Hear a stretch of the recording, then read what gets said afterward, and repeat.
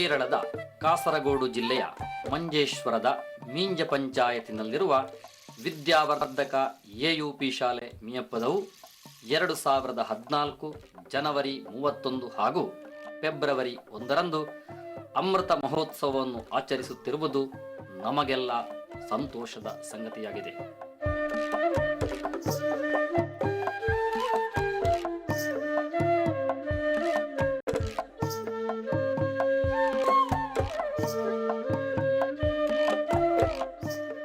ಹದಿನೈದು 1/1939 ಮೀಂಜ ಮತ್ತು ಆಸುಪಾಸಿನ ಗ್ರಾಮಗಳ ಜನರ ಮನದಲ್ಲಿ ಅಚ್ಚಳಿಯದಂತೆ ಉಳಿಯುವ ವರ್ಷ ಹಾಗೂ ದಿನಾಂಕ. ದಿವಂಗತ ಕೆ ನಾರಣಪ್ಪಯ್ಯನವರು ಮಿಯಪ್ಪದವಿನಲ್ಲಿ ಶಾಲೆಯೊಂದನ್ನು ತೆರೆದು ಈ ಊರಿಗೊಂದು ಬೆಳಕು ನೀಡಿದರು. ಕೇವಲ 65 ಮಕ್ಕಳನ್ನು ಒಟ್ಟು ಸೇರಿಸಿ ಮೂಳಿಹುಲ್ಲಿನ ಚಾವಣಿಯ ಒಂದು ತಾತ್ಕಾಲಿಕ ಶಾಲೆಯನ್ನು ಆರಂಭಿಸಿದರು.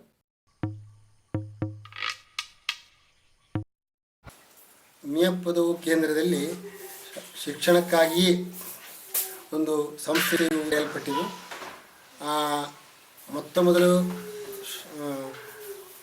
ಸರ್ಕಾರದಿಂದ ಯಾವುದೇ ಮನ್ನಣೆಯನ್ನು ಪಡೆಯುತ್ತಿದ್ದಂಥ ಒಂದು ಶಿಕ್ಷಣ ಸಂಸ್ಥೆಯಲ್ಲಿ ಇತ್ತು. ಆ ಬಳಿಕ ದಿವಂಗತ ರಾಮಕೃಷ್ಣರಾವ್ ನಮ್ಮ ಶಾಲಾ ಮ್ಯಾನೇಜರ್ರ ಹಿರಿಯರು ನಾರಾಯಣಪ್ಪಯ್ಯನವರು ಮಿಯಪ್ಪದವು ಈ ಕೇಂದ್ರದಲ್ಲಿ ಒಂದು ಶಿಕ್ಷಣ ಸಂಸ್ಥೆಯನ್ನು ತೆರೆದರು. ನಮ್ಮ ಶಾಲಾ ಮ್ಯಾನೇಜರ್ ಆಗಿದ್ದವರು ಎಂ ರಾಮಕೃಷ್ಣರಾವ್ ಅವರ ತಂದೆ ಎಂ ನಾರಾಯಣಪ್ಪಯ್ಯ ಆ ಶಾಲೆಯನ್ನು ಪ್ರಾರಂಭಿಸಿದರು ಅಂತ ನಾನು ಹೇಳೋದು ಕೇಳಿದ್ದೇನೆ. ರಾಮಕೃಷ್ಣರಾಯರು ತಮ್ಮ ಸ್ವಪ್ರಯತ್ನದಿಂದ ಹಾಗೂ ಎಲ್ಲ ಶಿಕ್ಷಣ ಪ್ರೇಮಿಗಳ ಸಹಾಯದಿಂದ ಆ ಶಾಲೆಯನ್ನು ಒಂದು UP ಶಾಲೆಯನ್ನಾಗಿ ಮಾಡಿದರು. ಹೊಸ ಕಟ್ಟಡವನ್ನು ಕಟ್ಟಿಸಿದರು. ಆಗ ಅವರು ತುಂಬ ಶ್ರಮ ವಹಿಸಿದ್ದಾರೆ. ಆ ಒಂದು ಉನ್ನತಿಗೆ ಬೇಕಾಗಿ ಅವರ ಶ್ರಮ ಮತ್ತು ಊರಿನವರ ಶ್ರಮವನ್ನು ನಾವು ಯಾರಿಗೂ ಎಂದಿಗೂ ಕೂಡ ಮರೀಲಿಕ್ಕೆ ಸಾಧ್ಯ ಇಲ್ಲ. ESLC ಪರೀಕ್ಷೆ ಅಂತ ಇತ್ತು. ಆಗ 8ನೇ ಕ್ಲಾಸ್ವರೆಗೆ ಆ ಶಾಲೆಯಲ್ಲಿತ್ತು. ESLC ಅಂತಂದರೆ ಈಗಿನ SSLC ಆಗಿ ಅದೊಂದು ಪಬ್ಲಿಕ್ ಪರೀಕ್ಷೆಯಾಗಿತ್ತು. ಆ ಪರೀಕ್ಷೆಗಳಲ್ಲಿ ನಮ್ಮ ಶಾಲೆ ವಿದ್ಯಾರ್ಥಿಗಳು ಒಳ್ಳೆಯ ಅಂಕಗಳೊಂದಿಗೆ ಒಳ್ಳೆಯ ಶೇಕಡಾವಾರು ಪ್ರಗತಿಯೊಂದಿಗೆ ಮಿಯಪ್ಪದವು ಶಾಲೆ ಹೆಸರುವಾಸಿಯಾಯಿತು. ನಾನು ಕೇಳಿ ತಿಳಿದವ 1939ರಲ್ಲಿ ನಾರಣಪ್ಪಯ್ಯನವರಿಂದ ಸ್ಥಾಪಿಸಲ್ಪಟ್ಟಂತಹ ಒಂದು ಶಾಲೆ 1939 ಜನವರಿ 15ರಂದು. ಒಂದು ವರ್ಷ ಅವರು ಮ್ಯಾನೇಜರ್ ಆಗಿದ್ದರು ಎಂಬುದನ್ನು ಕೇಳಿಬಲ್ಲೆ. ಆಮೇಲೆ ಅವರ ಮಗನಾದಂತಹ ದಿವಂಗತ ರಾಮಕೃಷ್ಣರಾವ್ ಶಾಲಾ ವ್ಯವಸ್ಥಾಪಕರಾಗಿ ನಿಯುಕ್ತರಾಗಿದ್ದರು ಎಂಬುದನ್ನು ಕೇಳಿಬಲ್ಲೆ. ಮಿಯಪ್ಪದನಲ್ಲೇ ಇದ್ದದ್ದು, ಆದರೆ ಸಂಸ್ಕೃತ ಶಾಲೆ ಅಂತ ಹೆಸರಿದ್ದದ್ದು ಅದಕ್ಕೆ. ಅದು ಆಮೇಲೆ ಅದು ಏನೇನೋ ಆಗಿ ಹೋಯಿತು. ಆಮೇಲೆ ಅಜ್ಜ ಈಗ ಇರುವ ಸ್ಥಳದಲ್ಲಿ ಅದನ್ನು ಸ್ಥಾಪನೆ ಮಾಡಿದ್ರು. ಅಜ್ಜ ಅದು ಸುಮಾರು ಅಂದರೆ ಡಿಸ್ಟ್ರಿಕ್ಟ್ ಬೋರ್ಡ್ ಶಾಲೆಯಿಂದ ನಿವೃತ್ತರಾದ ಮೇಲೆ ಈ ಶಾಲೆಯನ್ನು ಸ್ಥಾಪನೆ ಮಾಡಿ ಸುಮಾರು ಒಂದು 6 ತಿಂಗಳ ಕಾಲ ಕೆಲಸ ಮಾಡಿದ್ದಾರೆ. ಆಮೇಲೆ ಅವರು ಪುನಃ ನಿವೃತ್ತಿ ಹೊಂದಿ ತಂದೆಯವರೇ ಅದನ್ನು ಮ್ಯಾನೇಜರ್ ಆಗಿ ತಂದೆಯವರೇ ಪ್ರಾರಂಭದ ದಿನಗಳಿಂದಲೂ ಮ್ಯಾನೇಜರ್ ಆಗಿ ತಂದೆಯವರೇ ದಿವಂಗತ ರಾಮಕೃಷ್ಣರಾವ್ ಇದ್ದದ್ದು. ಈ ಶಾಲೆಯು ಕ್ರಿಸ್ತ ಶಕ 1939ರಂದು ಮೂಡಂಬೈಲ್ ದಿವಂಗತ ನಾರಾಯಣಪ್ಪಯ್ಯನವರಿಂದ ಸ್ಥಾಪನೆಗೊಂಡು ತದನಂತರ ಅವರ ಮಗನಾದಂಥ ದಿವಂಗತ ರಾಮಕೃಷ್ಣರಾಯರು ಅದನ್ನು ಮುನ್ನಡೆಸಿಕೊಂಡು ಬಂದಿರ್ತಾರೆ. 2005ರಿಂದ ತಮ್ಮ ಸಂಚಾಲಕ ಹುದ್ದೆಯಿಂದ ಅವರು ಸ್ವಯಂ ನಿವೃತ್ತಿಯನ್ನು ಹೊಂದಿ ತನ್ನ ಹುದ್ದೆಯನ್ನು ತನ್ನ ಸೊಸೆ ರಾಜೇಶ್ವರಿ ಅವರಿಗೆ ಒಪ್ಪಿಸಿರುತ್ತಾರೆ.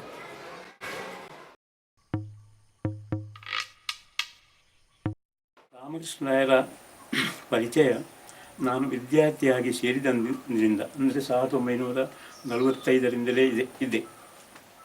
ಅವರು ಶಿಸ್ತಿನ ವ್ಯಕ್ತಿ. ಅಂದರೆ ಅವರು ಕಠೋರವೂ ಹೌದು, ಮೃದುವೂ ಹೌದು. ಕೆಲವು ಸಂದರ್ಭದಲ್ಲಿ ಅವರು ಬಹಳ ಕಠೋರ, ಶಿಸ್ತಿನ ಸಿಪಾಯಿ. ಹಾಗೆ ಕೆಲವು ಸಂದರ್ಭದಲ್ಲಿ ಅತ್ಯಂತ ಒಂದು ಮೃದು ಸ್ವಭಾವದಂಥ ವ್ಯಕ್ತಿ. ಅವರು ತಮ್ಮ ಶಾಲೆ ಮನೆ ಎಂಬ ಭೇದವೇ ಅವರಿಗೆ ಇರಲಿಲ್ಲ. ಅವರಿಗೆ ಶಾಲೆ ಅಂದರೆ ತಮ್ಮ ಮನೆಯ ಹಾಗೆ ಅವರು ನೋಡುತ್ತಾ ಇದ್ದರು. ಅವರ ಮನೆಯಲ್ಲಿ ಏನು ಕಷ್ಟ ಇದ್ದರೂ ಅದನ್ನು ಮರೆತು ಶಾಲೆಯ ಅಭಿವೃದ್ಧಿಗೆ ತನ್ನಿಂದ ಏನಾಗಬೇಕು ಅದನ್ನು ಮಾಡುತ್ತಾ ಇದ್ದಂಥ ವ್ಯಕ್ತಿ. ಖಂಡಿತವಾಗಿಯೂ ಆ ಮಾತು ಅವರಿಗೆ ಅನ್ವಯವಾಗ್ತದೆ. ಶಿಸ್ತಿನ ಮನುಷ್ಯ ಅಂತ ಹೇಳಿದರೆ ಅದು ಅವರ ಶರೀರದ ಪ್ರತಿಯೊಂದು ರಕ್ತದ ಕಣಗಳಲ್ಲಿಯೂ ಕೂಡ ಆ ಶಿಸ್ತು ಎಂಬುದು ಅವರು ಅದನ್ನು ಅಳವಡಿಸಿಕೊಂಡಿದ್ದಾರೆ. ದಿವಂಗತ ರಾಮಕೃಷ್ಣರಾಯರು ಸುದೀರ್ಘ ಕಾಲ ಶಾಲಾ ವ್ಯವಸ್ಥಾಪಕರಾಗಿ ದುಡಿದವರು. ತನ್ನ ಸ್ವಂತದ್ದಕ್ಕೆ ಏನು ಚಿಂತಿಸಿದವರಲ್ಲ. ಸಂಪೂರ್ಣ ತನ್ನ ಜೀವನವನ್ನು ವಿದ್ಯಾವರ್ಧಕ UP ಶಾಲೆಯ ಹಿತಕ್ಕೋಸ್ಕರ, ಅಭಿವೃದ್ಧಿಗೋಸ್ಕರ, ಮಕ್ಕಳ ಹಿತಚಿಂತಕರಾಗಿ ಕೆಲಸ ಮಾಡಿದ್ದಾರೆ. ಆಮೇಲೆ ಸತ್ಯಸಂಧರು, ನ್ಯಾಯನಿಷ್ಠರು, ಹಾಗೆ ಉತ್ತಮ ಪಾಂಡಿತ್ಯವುಳ್ಳವರು, ವಾಗ್ಮಿಯು, ಇತರರಿಗೆ ಯಾವುದೇ ಕಷ್ಟದ ಸಂದರ್ಭದಲ್ಲಿ ಸಹಾಯ ಮಾಡುವಂಥ ಒಬ್ಬ ಎಂದೂ ನೆನಪಿನಲ್ಲಿಟ್ಟುಕೊಳ್ಳಬೇಕಾದಂಥ ವ್ಯಕ್ತಿ ದಿವಂಗತ ರಾಮಕೃಷ್ಣರಾಯರು. ರಾಮಕೃಷ್ಣರಾಯರು ಹಿಂದಿನ ಅತಿ ಶಿಸ್ತಿನ ಮನುಷ್ಯ. ವಿದ್ಯೆ ಮಕ್ಕಳಿಗೆ ಹತ್ತಬೇಕಿದ್ರೆ ನಾವು ಕೂಡ ಸದಾ ದುಡಿತಾ ಇರಬೇಕೆಂಬುದು ಹಂಬಲಿಸುವಂಥ ವ್ಯಕ್ತಿ. ಶಿಸ್ತುಬದ್ಧವಾದಂತಹ ಜೀವನ ನಡೆಸ್ತಾ ಇದ್ದರು. ತಮ್ಮಂತೆ ಇತರರಾಗಬೇಕು ಎಂಬುದಾಗಿ ಅವರು ಬಯಸ್ತಾ ಇದ್ದರು. ಅವರಂದರೆ ನಮಗೆಲ್ಲ ತುಂಬ ಭಯ, ಭಕ್ತಿ, ಗೌರವ ತುಂಬ. ಅದಲ್ಲದೆ ಅವರು ಬಹಳ ಶಿಸ್ತಿನ ಮನುಷ್ಯ. ಯಾವ ಕೆಲಸಗಳು ಆ ಸಮಯಕ್ಕೆ ಸರಿಯಾಗಿ ಆಗಬೇಕು ಮತ್ತು ಕೆಲಸವನ್ನು ಪ್ರಾಮಾಣಿಕವಾಗಿ ಮಾಡಬೇಕು ಅಂತ ಹೇಳ್ತಾ ಇದ್ದವರು ಅವರು. ಇನ್ನು ನಮ್ಮಿಂದ ಏನು ಸುಪಿಯರ್ಸ್ ಇರ್ತಾರಲ್ಲ, ಅವರು ನಮ್ಮಿಂದ ಹಿರಿಯರಾಗಿದ್ದರು, ಪ್ರಾಯದಲ್ಲಿ ಕಿರಿಯರಾಗಿದ್ದರು ಸಹ ಅವರಿಗೆ ಆ ಸ್ಥಾನಕ್ಕೆ ಬೆಲೆ ಕೊಡಬೇಕು ಅಂತ ಹೇಳ್ತಾ ಇದ್ದವರು. ನಾನು ಸಾಧಾರಣ ನನ್ನ ಸರೀಸನುದ್ದಕ್ಕೂ ಆ ಒಂದು ಅವರ ಮಾತನ್ನು ಅನುಸರಿಸಿಕೊಂಡು ಬರ್ತಾ ಇದ್ದೆ ನಾನು സാധാരണ. ഇന്നു അവർക്ക് കല ಅಂದರೆ ബഹള ആസക്തി. ഈ സ്കൂളിൻ്റെ ഈ എല്ലാമായിരുന്നു രാമകൃഷ്ണരായരെ കുറിച്ചാണ് എനിക്ക് ഏറ്റവും കൂടുതൽ പറയാനുള്ളത്. കാരണം സത്യം പറഞ്ഞാൽ സാധാരണ പറയാറുണ്ട് ഇതിഹാസം എന്നൊക്കെ. ഒരു വ്യക്തി ഒരു ഇതിഹാസമാവുക ഒരു സമൂഹത്തിൻ്റെ എന്ന് പറഞ്ഞാൽ ഒരു സവിശേഷതയാണ്. കാരണം ഏറ്റവും റിമോട്ടായിട്ടുള്ള ഏറ്റവും പിന്നിൽ നിൽക്കുന്ന ഒരു കുഗ്രാമത്തിൽ സ്വന്തം പിതാവിൽ നിന്ന് 1939 തുടങ്ങിയ ഈ സ്കൂള് ഏറ്റെടുത്തതിന് ശേഷം ഇത് നല്ലൊരു സ്ഥാപനമായിട്ട് വളർത്താൻ വേണ്ടി അദ്ദേഹം ചെയ്ത ത്യാഗങ്ങളൊക്കെ മനസ്സിലാക്കുമ്പോൾ പിന്നെ എൻ്റെ ജീവിതത്തിലുള്ള വലിയൊരു മാറ്റം എന്താണെന്ന് പറഞ്ഞാൽ പങ്ക്ച്വാലിറ്റി ഞങ്ങളെ പഠിപ്പിച്ചത്, ഈ സ്കൂളിനെ പഠിപ്പിച്ചത്, ഈ സ്കൂളിൻ്റെ ഈ ഉന്നമനത്തിനും അധ്യാപകരുടെ പ്രത്യേക തരത്തിലുള്ള എബിലിറ്റിക്കും ഒന്നാമത്തെ കാരണം അദ്ദേഹത്തിൻ്റെ ആ ದಿವಂಗತ ರಾಮಕೃಷ್ಣರಾಯರು ಈ ಶಾಲೆಯ ಮುಖ್ಯೋಪಾಧ್ಯಾಯರಾಗಿದ್ದುಕೊಂಡು ಬಹಳ ಶಿಸ್ತಿನ ಸಿಪಾಯಿ ಅಂತಿದ್ದರು. ನಾನು ಅವರ ಮನೆಯಲ್ಲೇ ಕಲಿತಾ ಇದ್ದುದರಿಂದ ನಮಗೆ ಅದರ ಅನುಭವ ಹೆಚ್ಚಿಗಿದೆ. ದಿವಂಗತ ರಾಮಕೃಷ್ಣರಾವ್ ಅವರು ಈ ಶಾಲೆಯ ಅಭಿವೃದ್ಧಿಯಲ್ಲಿ ಭೀಷ್ಮನ ರೀತಿಯಲ್ಲಿ ಅವರು ತನ್ನ ಕಾರ್ಯವನ್ನು ಮಾಡಿಕೊಂಡು ಬಂದಿದ್ದಾರೆ. ಅಂದರೆ ಹಿಡಿದ ಛಲವನ್ನೂ ಬಿಡುವುದಿಲ್ಲ. ಅದೇ ರೀತಿ ಶಾಲೆಯ ಅಭಿವೃದ್ಧಿಯಲ್ಲಿ ಸಕ್ರಿಯವಾಗಿ, ಅಂದರೆ ಎಲ್ಲ ಅಧ್ಯಾಪಕರನ್ನು ಸಕ್ರಿಯವಾಗಿ ಅವರು ತೊಡಗಿಸಿಕೊಳ್ಳುವಂತೆ ಪ್ರಚೋದನೆ ಕೊಡ್ತಿದ್ರು. ಅದೇ ರೀತಿಯಲ್ಲಿ ನಮಗೆ ಹಿತವಚನಗಳನ್ನು ಹೇಳ್ತಾ ಇದ್ರು. ಯಾರೇ ಒಬ್ಬ ಮಿಯಪ್ಪದುವಿನ ಸುತ್ತಮುತ್ತಲಿನ ಆ ಪ್ರದೇಶವು ಶಿಕ್ಷಣಕ್ಕೆ ಪೂರ್ಣ ಸಹಕಾರಿ ಮಾತ್ರವಲ್ಲ, ಶಾಲೆ ಎಂಬುದು ಕೇಂದ್ರೀಕೃತವಾದಂಥ ಒಂದು ಸ್ಥಳವಾಗಿತ್ತು. ಯಾಕೆಂದರೆ ಇದರ ಸುತ್ತಮುತ್ತಲೂ ಇರುವಂಥ ಆ ಹಳ್ಳಿ ಪ್ರದೇಶ ತಲೆಕಳ, ಬೀಜ, ಕಡಂಬಾರು, ಹುಳೂರು, ಮೂಡಂಬೈ ಈ 4 ಗ್ರಾಮಗಳಿಗೆ ಅತ್ಯಂತ ಈ ದೊಡ್ಡದಾದಂಥ ಒಂದು ವಿದ್ಯಾಭ್ಯಾಸ ಕೇಂದ್ರವು ಮಿಯಪ್ಪದವಾಗಿತ್ತು. ಆದ್ದರಿಂದ ಮಿಯಪ್ಪದಲ್ಲಿ ಆ ಶಿಕ್ಷಣ ಕ್ಷೇತ್ರದಲ್ಲಿ ಆ ಶಿಕ್ಷಣವು ಅಲ್ಲಿ ಸಿಗುತ್ತಿದ್ದ ಕಾರಣ ಈ 4-5 ಗ್ರಾಮಗಳ ಜನರು ಕೂಡ ಆ ಶಾಲೆಗೆ ಬಂದು ವಿದ್ಯಾಭ್ಯಾಸವನ್ನು ಮಾಡ್ತಿದ್ದರು. ಮಾತ್ರವಲ್ಲ, ಆ ಸಮಯದಲ್ಲಿ ಯಾವುದೇ ರೀತಿಯ ಮಾರ್ಗವಾಗಲಿ, ಬಸ್ ಸೌಕರ್ಯಗಳಾಗಲಿ ಅಥವಾ ಯಾವುದೇ ವಾಹನ ಸೌಕರ್ಯಗಳು ಇಲ್ಲದಿದ್ದರೂ ಕೂಡ ಮಕ್ಕಳೆಲ್ಲರೂ ಈ ಮಿಯಪ್ಪದು UP ಶಾಲೆಗೆ ಬಂದು ಶಿಕ್ಷಣವನ್ನು ಪಡೆದು ಹೋಗುತ್ತಿದ್ದರು. ಮಿಯಪ್ಪದು ಶಾಲೆ ಒಂದು ಶ್ರದ್ಧಾ ಕೇಂದ್ರ. ಅಲ್ಲಿಯ ಮ್ಯಾನೇಜರು, ಅಧ್ಯಾಪಕರ ಬಗ್ಗೆ ಊರಿನವರಿಗೆ ತುಂಬ ಒಲವು ಇದೆ. ಹಾಗೆಯೇ ಅಲ್ಲಿಯ ಆ ಪರಿಸರದಲ್ಲಿ ಶಾಲೆಗೆ ಬರಲಿಕ್ಕೆ ಮಕ್ಕಳಿಗೆ ಅನುಕೂಲ ಕೂಡ ಧಾರಾಳ ಇದೆ. ಆದರೂ ಮೊದಲು ಯಾವ ವಾಹನದ ವ್ಯವಸ್ಥೆ ಇಲ್ಲದಿದ್ದರೂ ಕೂಡ 4-5 ಮೈಲು ದೂರದಿಂದ ಆ ಶಾಲೆಗೆ ವಿದ್ಯಾರ್ಥಿಗಳು ಬರ್ತಾಯಿದ್ರು. ಕಲಿಯುವಿಕೆಗೆ ಬೇಕಾದ್ದು ಪ್ರಶಾಂತವಾದಂಥ ವಾತಾವರಣ, ಆ ರೀತಿಯ ಒಂದು ವಾತಾವರಣ ಇಲ್ಲಿದೆ. ತುಂಬ ಸಹಕಾರಿಯಾಗಿದೆ. ಇದು ಪರಿಸರ ಒಳ್ಳೆಯ ಒಂದು ಪ್ರಶಾಂತ ವಾತಾವರಣ. ಯಾವ ಹೆಚ್ಚಿನ ಒಂದು ಇತ್ತೀಚೆಗಷ್ಟೇ ವಾಹನಗಳು ಬಂದಿರುವುದು, ಮೊದಲು ಅಂಥ ವಾಹನಗಳಲ್ಲಿ ಇರಲಿಲ್ಲ. ಆದರೂ ಒಳ್ಳೆಯ ಪರಿಸರ. ಹಳೆ ಕಾಲದಲ್ಲಿ ಈಗಿರುವಷ್ಟು ಅಂಗಡಿಗಳು ಮತ್ತು ಸರ್ಕಾರಿ ಸಂಸ್ಥೆಗಳಲ್ಲಿ ಇಲ್ಲಿ ಇರಲಿಲ್ಲ. ಕೇವಲ ಒಂದು ಪಂಚಾಯತು, ಆಮೇಲೆ ಸಣ್ಣ ಪುಟ್ಟ 2 ಹೋಟೆಲ್ಗಳು ಮಾತ್ರ ಇದ್ದಿತ್ತು. ಆಗ ವಿದ್ಯಾರ್ಜನೆಗೆ ಸಾಕಷ್ಟು ಶಾಂತ ವಾತಾವರಣವಿದ್ದು ಮಕ್ಕಳಿಗೆ ಒಳ್ಳೆಯ ವಿದ್ಯಾಭ್ಯಾಸ ದೊರಕ್ತಿತ್ತು. ಆದರೆ ಅದೇ ಕ್ರಮೇಣ ಮುಂದುವರೆದು ಈಗಿನ ಸ್ಥಿತಿಗೆ ಮುಟ್ಟಿದೆ. ಬೇಕಾದಷ್ಟು ಅಂಗಡಿಗಳಾಗಿದೆ, ಮಕ್ಕಳಿಗೆ ಬೇಕಾದಂಥ ಎಲ್ಲ ಸೌಲಭ್ಯಗಳು ಮಿಯಾಪುರದಲ್ಲಿದೆ. ಅದರೊಂದಿಗೆ ಎಲ್ಲ ಸರ್ಕಾರಿ ಸಂಸ್ಥೆಗಳು ಕೂಡ ಮಿಯಾಪುರದಲ್ಲಿ ಮೀಂಜ ಪಂಚಾಯತ್ನ ವ್ಯಾಪ್ತಿಯಲ್ಲಿದೆ. ಇವಾಗ ಮಿಯಾಪುರಕ್ಕೆ ಒಬ್ಬ ಬಂದರೆ ಮೀಂಜ ಪಂಚಾಯತಿನ ಯಾವೊಬ್ಬ ವ್ಯಕ್ತಿ ಬಂದರೆ ಅವನ್ನೆಲ್ಲ ಕೆಲಸಗಳನ್ನು ಮಿಯಾಪುರದಲ್ಲಿ ಮಾಡ್ಕೊಂಡು ಹೋಗ್ಬೋದು. ನಮಗೆ ಅದೇ ರೀತಿಯಲ್ಲಿ ಮಕ್ಕಳಿಗೂ ಕೂಡ ಎಲ್ಲ ವ್ಯವಸ್ಥೆಗಳು ಕೂಡ ನಮ್ಮ ಶಾಲೆಯಲ್ಲಿ ವಿದ್ಯಾಭ್ಯಾಸಕ್ಕೆ ಯೋಗ್ಯವಾದಂಥ ಒಂದು ಸ್ಥಳ. ಮಿಯಾಪುರದ ಪರಿಸರ ಎಲ್ಲ ಚಟುವಟಿಕೆಗಳಿಗೂ ಉತ್ತೇಜನ ನೀಡುವಂತಹ ಪರಿಸರ ಆಗಿದೆ. ಅದೇ ರೀತಿ ಈ ಶಾಲೆಯ ಉತ್ತಮ ಶಿಕ್ಷಕರನ್ನು ಹೊಂದಿರುವಂತಹ ಈ ಶಾಲೆ ಒಳ್ಳೆಯ ವಿದ್ಯಾಭ್ಯಾಸವನ್ನು ಕೊಡ್ತದೆ ಎಂಬುದಾಗಿ ಉಳಿದಂತಹ ಊರಿನ ಜನರು, ಅಂದರೆ ಪರಿಸರದ ಜನರು ಕೂಡ ಇದಕ್ಕೆ ಪ್ರೋತ್ಸಾಹವನ್ನು ಕೊಡ್ತಾ ಇದ್ದಾರೆ. ಆದ್ದರಿಂದ ಊರಿನ ಪರಿಸರ ಇದಕ್ಕೆ ಒಳ್ಳೆಯ ರೀತಿಯಲ್ಲಿ ನಡೆದುಕೊಳ್ತಾ ಇದೆ.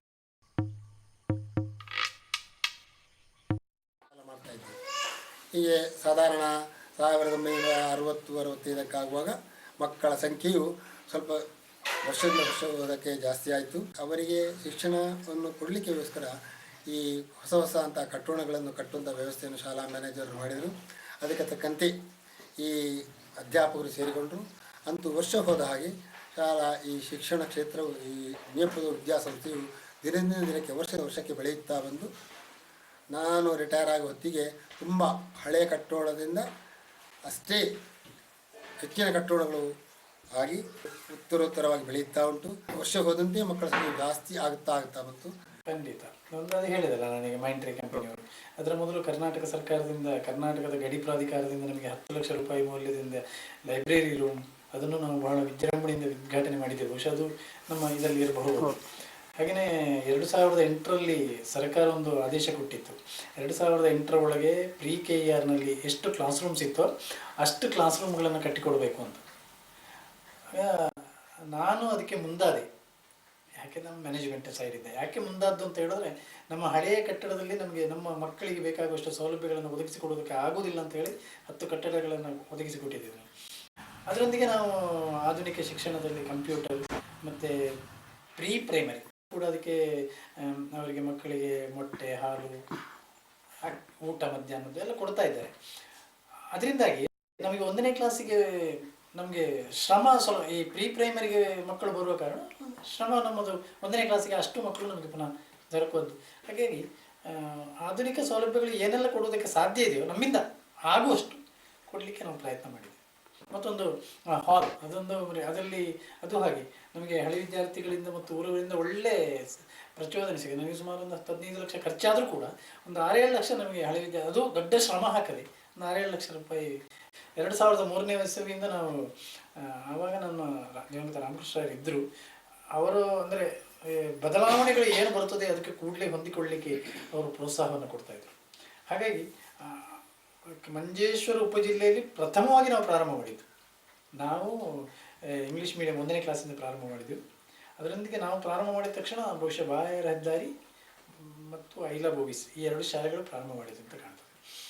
ಹಾಗಾಗಿ ಅದು ನಮಗೆ ಮಕ್ಕಳ സംഖ്യಯನ್ನು ഉത്തമപ്പെടുത്തലിലേക്ക് ജാസ്തി ಮಾಡಲಿಕ್ಕೆ ಅದೊಂದು സഹകാരി മാധ്യമം. അസ്ഥാനത്ത് ഇവിടെ ഓരോ വർഷവും ഇവിടെ കിട്ടുന്ന ഗ്രാൻഡ് കൂടാതെ പണം കൂടുതൽ ചെലവഴിച്ചുകൊണ്ടാണ് പിന്നെ സ്കൂളിൻ്റെ എല്ലാ പരിപാടികളും എല്ലാ പ്രവർത്തനങ്ങളും നടക്കുന്നത്. ശ്രീധർ റാവു എന്നാണ് ഹെഡ് മാസ്റ്റർ. അദ്ദേഹം എന്ത് ചെയ്തു എന്ന് പറഞ്ഞാൽ സ്കൂൾ ഗ്രൗണ്ടിൽ തന്നെ പ്രീ KERലുള്ള ബിൽഡിങ്ങിന് പകരം KER നിർദ്ദേശിക്കുന്ന ആ പിന്നെ 20x20 സൈസിലുള്ള 21x21 സൈസിലുള്ള ബിൽഡിങ്ങുകൾ 10 ക്ലാസ് റൂം അവിടെ ഉണ്ടാക്കി.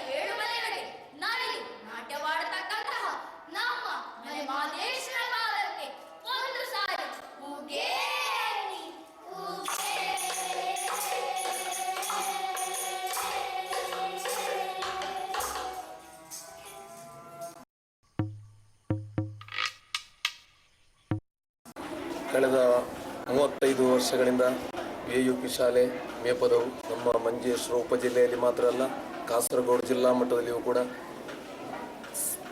ಕೆಲವಾರು ಪ್ರಶಸ್ತಿಗಳನ್ನು ತನ್ನ ಬಗಲಿಗೆ ಹಾಕಿಕೊಂಡಂಥ ಶಾಲೆ.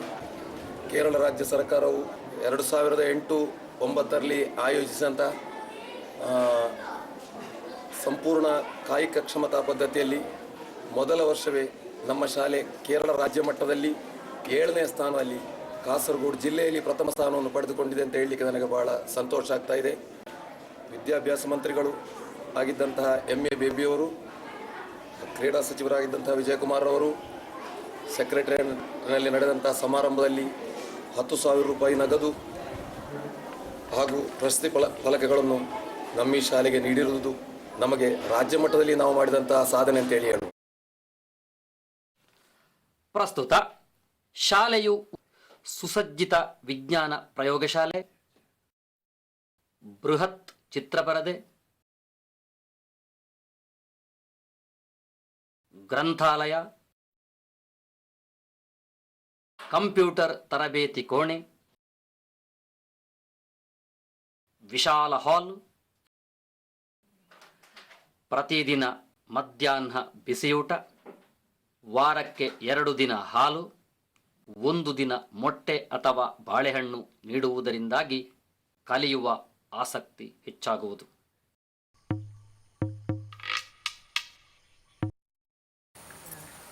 ಶಾಲಾ ಸಂಚಾಲಕಿ ಅದನ್ನು 2 ದಿನದ ಕಾರ್ಯಕ್ರಮಕ್ಕೆ ಶುಭವನ್ನು ಹಾರೈಸುತ್ತೇನೆ. ಅಂದರೆ ಈ ಮಕ್ಕಳು ಅಥವಾ ಹಳೆ ವಿದ್ಯಾರ್ಥಿಗಳು ಎಲ್ಲರೂ ಸೇರಿಕೊಂಡು ಇಲ್ಲಿ ಈ ಕಾರ್ಯಕ್ರಮ ಮಾಡುವಂಥದ್ದು ಒಳ್ಳೆಯ ಒಂದು ವಿಚಾರ. ಇದು ಮುಂದಕ್ಕೂ ಒಳ್ಳೆಯ ಒಂದು ವಿಚಾರ ಎಂಬುದಾಗಿ ನಾನು ಒಳ್ಳೆಯ ಅಮೃತ ಮಹೋತ್ಸವ ನಿಜವಾಗಿ ನನಗೆ ಅತಿ ಸಂತೋಷ. ಯಾಕಂದರೆ ನಾನು ಸೇರುವಾಗ ಸ್ವರ್ಣ ಮಹೋತ್ಸವ, ಹೋಗುವಾಗ ಅಮೃತ ಮಹೋತ್ಸವ, ಇದೊಂದು ನನಗೆ ವಿಶೇಷವಾಗಿ ನಿಜವಾಗಿ ತುಂಬ ಸಂತೋಷವನ್ನು ಕೊಡ್ತಾ ಇದೆ. ನಾನು ಶಾಲೆಯಿಂದ ಹೋಗುವ ಮೊದಲೇ ಆಗುವುದು ಒಳ್ಳೆಯದಾಯಿತು. ನನಗೆ ಕೂಡ ಭಾಗವಹಿಸಲಿಕ್ಕೆಲ್ಲ ಆಗ್ತಾಯಿಲ್ಲ, ಅದರಲ್ಲಿ ತುಂಬ ನಮ್ಮ ಶಾಲೆಯ ಅಮೃತ ಮಹೋತ್ಸವಕ್ಕೆ ಹಾರ್ದಿಕ ಶುಭಾಶಯ. ಅಮೃತ ಮಹೋತ್ಸವವು ಎಲ್ಲ ರೀತಿಯಲ್ಲಿ ಉತ್ತಮವಾಗಿ ನಡೆಯಲಿ ಅಂತೇಳಿ ನನ್ನ ಹಾರೈಕೆ. ನಮ್ಮ ಈ ಶಾಲೆ 75ನೇ ವರ್ಷವನ್ನು ಆಚರಿಸಲು ಹೋಗ್ತಾ ಇದೆ. ಈ ಸಂದರ್ಭದಲ್ಲಿ ನಾವು ಅಮೃತ ಮಹೋತ್ಸವವನ್ನು ಆಚರಿಸಲಿಕ್ಕಿದ್ದೇವೆ. ಈ ಅಮೃತ ಮಹೋತ್ಸವಕ್ಕೆ ನಾನು ತುಂಬ ಹೃದಯದ ಶುಭವನ್ನು ಕೋರ್ತಾ ಇದ್ದೇನೆ. ವರ್ಷದ ಈ ಶುಭ ಸಂದರ್ಭದಲ್ಲಿ ನಮ್ಮ ಈ ಊರಿನ ಜನರಿಗೆ, ಅದೇ ರೀತಿ ಈ ಊರಿನ ಪ್ರತಿಭಾವಂತ ಮಕ್ಕಳಿಗೆ ಒಳ್ಳೆಯ ವಿದ್ಯಾಭ್ಯಾಸ ಕೊಟ್ಟು ನಮ್ಮ ಕೇರಳ